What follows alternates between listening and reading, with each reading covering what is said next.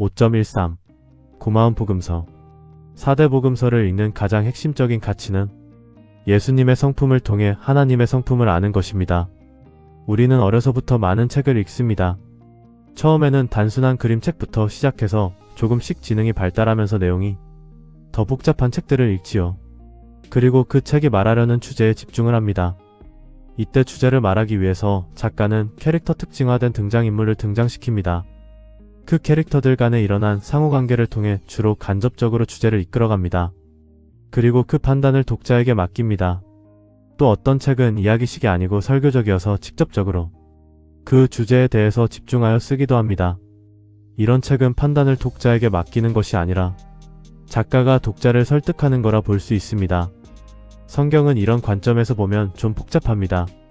설명문 형식도 있으며 시, 수필, 역사, 명령, 설교 등등 온갖 형식들이 다 있지요. 이렇게 너무 많기 때문에 독자들은 혼란에 빠집니다. 이렇게 복잡한 형식의 책을 이해하기 위해서는 사실 고등교육, 그것도 상당히 높은 지적 수준이 요구되지요. 이런 말을 들으면 보통 사람들은 겁이 나기도 하지요. 평상시 어디 제대로 된 책 한 번 읽기도 어려운 우리네 삶이 아닌가요?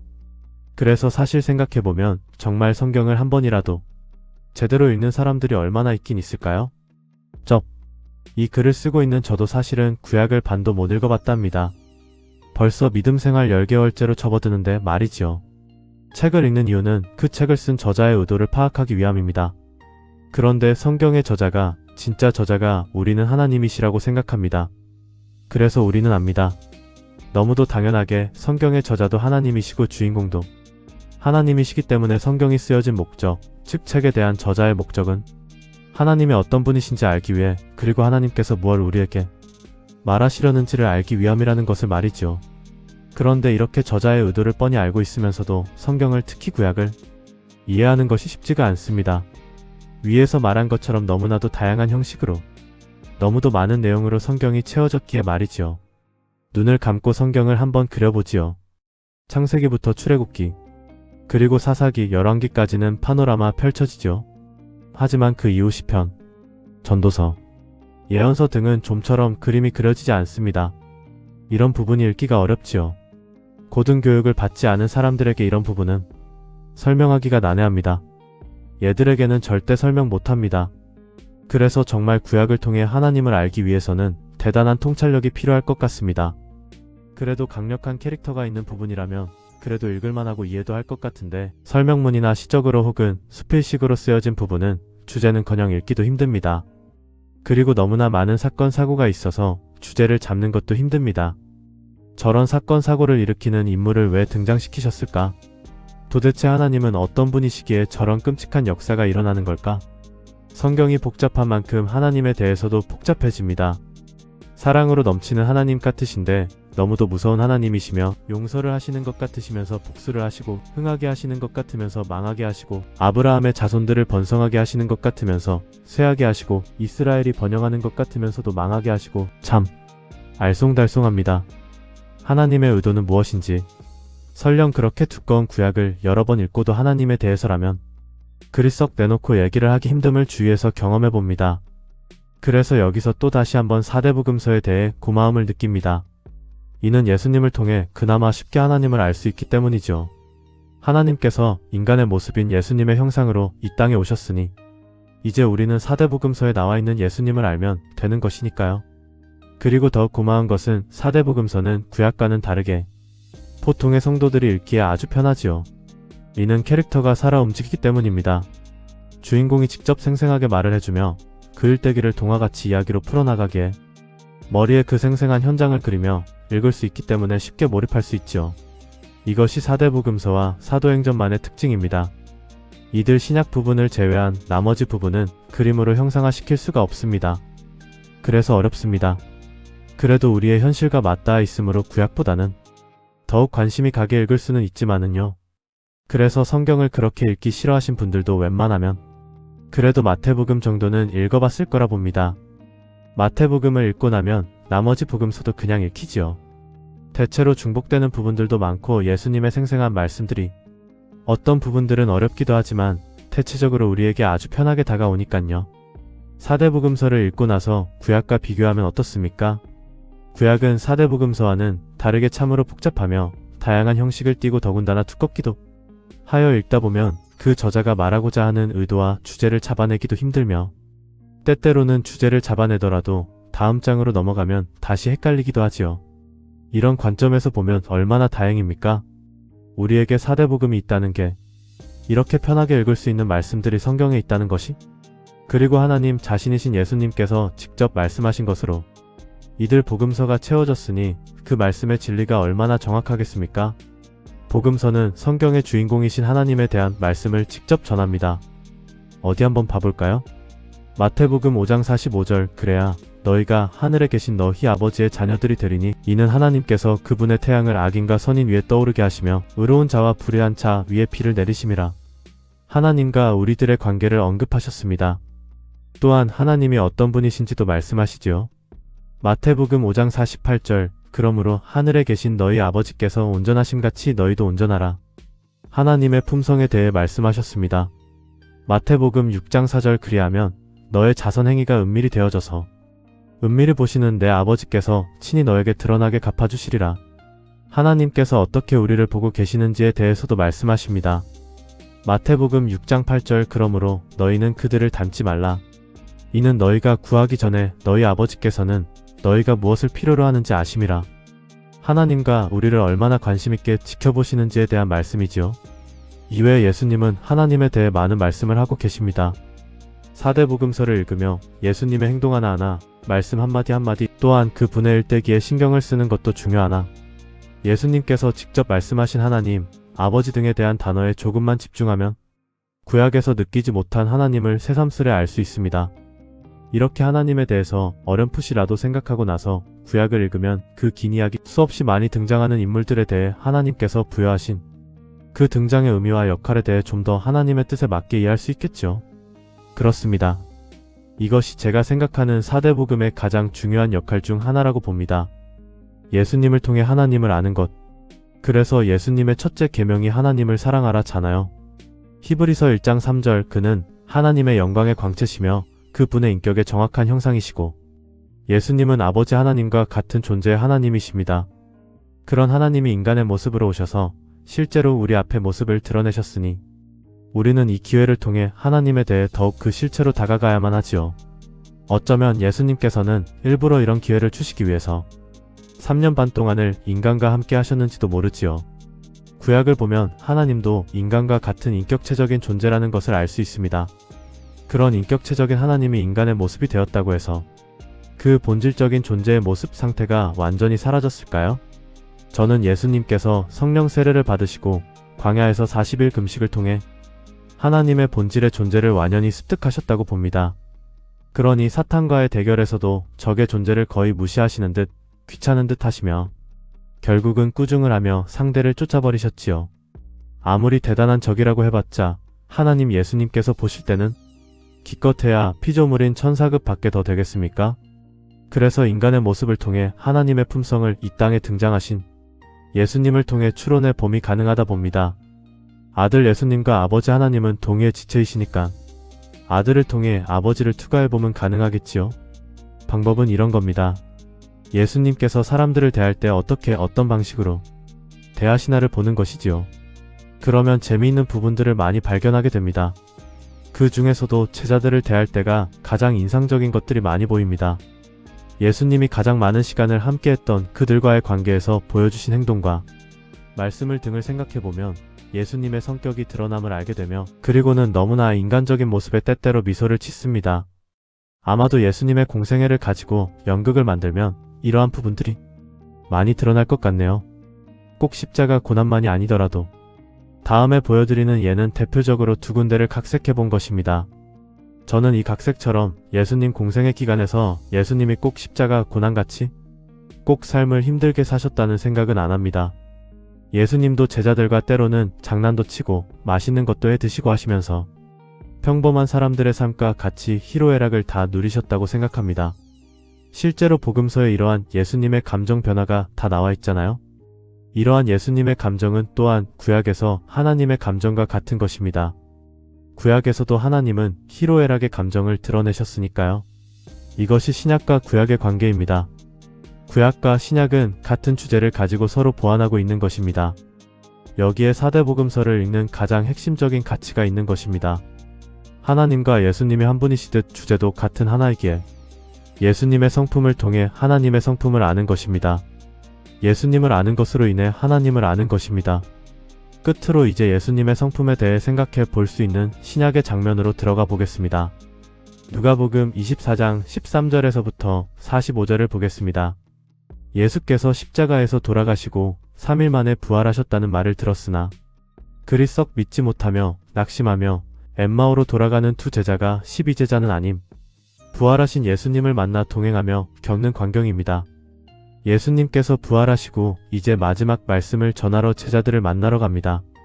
그런데 살펴보니 저쪽 엠마오로 가는 길에 2명의 제자들이 가는 것이 보입니다. 그들은 예수님이 기다리며 대기하고 있으라는 곳으로는 안 가고 10km나 떨어진 지들 고향으로 가고 있는 겁니다. 가만히 그들이 하는 말을 들어보십니다. 두 제자 축 처진 어깨를 하고 엠마오로 터벅터벅 걸어가며 힘없고 풀 죽은 목소리로 얘기합니다. 야, 이를 어쩐다냐.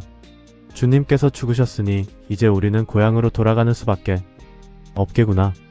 고향 사람들에겐 큰 소리쳤는데 선지자를 스승으로 모셔 따라다닌다고. 야, 나는 어쩌고. 나는 그분이 우리 이스라엘을 구속하실 구세주라고 자랑하고 다녔는데 어쩌자고 그리 돌아가셨다냐. 이를 듣고 예수님 혀를 찹니다. 쯧쯧. 저것들을 제자라고. 11제자나 일반 제자들이나 어째 일일이 말을 해야 알아듣나? 에이그. 다시 처음부터 설명해줘야 하겠네. 어디? 요 맹한 녀석들에게 장난 좀 쳐볼까? 그들에게 접근하며 말씀하시기를. 여보시오 젊은이들, 슬픔에 잠겨 걸으면서 하는 얘기들이 무슨 말들이요? 두 제자는 예수님을 몰라보고 약간 귀찮은 듯 대답합니다. 아니, 그 떠들썩한 얘기를 우째 당신 혼자만이 알지 못하시오? 영어로 올리 스트레인저 당신 혼자라고 번역했습니다. 예수님 그들이 말하는 태도에 욱 하는 걸 참고 물으십니다. 뭔데? 워싱? 예수에 관한 건데 죽으시고 살아나셨다는데 우린 그걸 못 보았어. 예수님 그 말을 듣고 열받으십니다. 야 이 바보들아. 너희들 성경도 안 읽었냐? 다 예언되어 있는 것을 안 믿어? 하시며 일일이 성경에 관해 다 설명을 해주십니다. 마을이 거의 다가 오자 예수님 생각하시길. 요것들. 내가 그렇게 연락에 설명해줬는데 설마 대접도 하지 않고 그냥 보내진 않겠지? 내가 그렇게 자비를 베풀라고 말했는데 하시며 그냥 그 마을을 지나치려 하십니다. 제자들이 볼 때 이분이 범상치 않으신 분이라 그냥 보낼 수가 없습니다. 또한 보아하니 꼭 숙식을 해결해 줘야 할 것 같은 경고성 느낌이 강하게 뇌리를 스칩니다.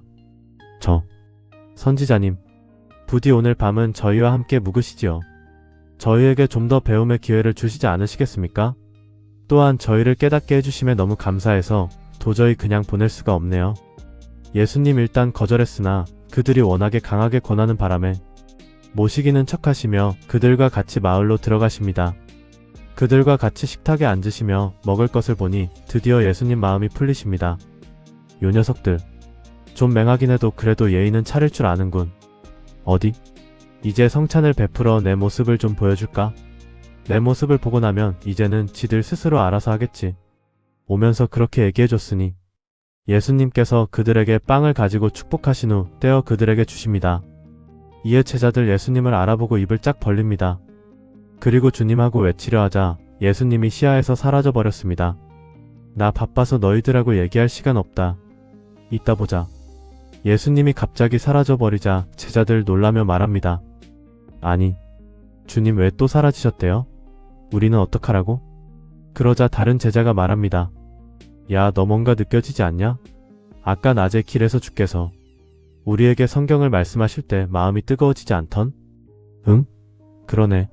그걸 왜 이제 느끼지? 이런 거 있을 때가 아니지. 주님이 살아나셨다는 걸 빨리 다른 제자들에게도 알려야지. 두 제자 예루살렘에 돌아가서 다른 제자들과 만나 그동안 있었던 얘기들을 나눕니다. 예수님 이때 그들이 모여있는 것을 보시고는 어디 애들도 좀 놀려줄까? 하시며 그들 가운데에 불쑥 나타나십니다. 얘들아 안녕.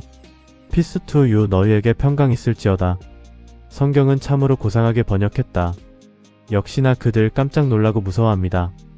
뭘 그렇게 쳐다봐? 나 멀쩡해. 만져봐봐. 나 귀신 아니거든. 손과 발을 그들에게 보여주시면서 생각하십니다. 오랜만에 만났으니 성찬이나 해볼까? 뭐 맛있는 거 없나? 제자들이 기뻐하며 여전히 의아해하고만 있자 예수께서 못 참으시고 말씀하십니다. 뭣들 그렇게 보고 있나? 스승을 오랜만에 봤으면 진지라도 드셨냐고 물어봐야지. 그 참, 내 입으로 말하게 하네. 여기에 먹을 거 뭐 없냐? 그중 길에서 만났던 제자 한 명이 말합니다. 야, 우리 주님 참 먹을 거 좋아하시네. 먹은 지 얼마나 됐다고. 모르는 소리 마라. 먹는 게 얼마나 중요한데. 너네들이 아직 성찬이 중요함을 모르고 하는 소리다. 우리가 어디 먹자고 사는 거냐? 다 하나님 아버지의 뜻으로 이러는 거다. 또 내가 행하는 모든 것들이 나에 관한 기록들이 이루어져야 하는 것과 다 관계가 있는 거라고. 봐라. 너희들 지각이 열러 성경을 깨닫게 되었지? 말씀대로 그들이 그렇게 되더라고 성경은 전합니다. 이상입니다. 좀 억지스럽기는 하지만 이 정도 분위기였지 않을까 싶습니다.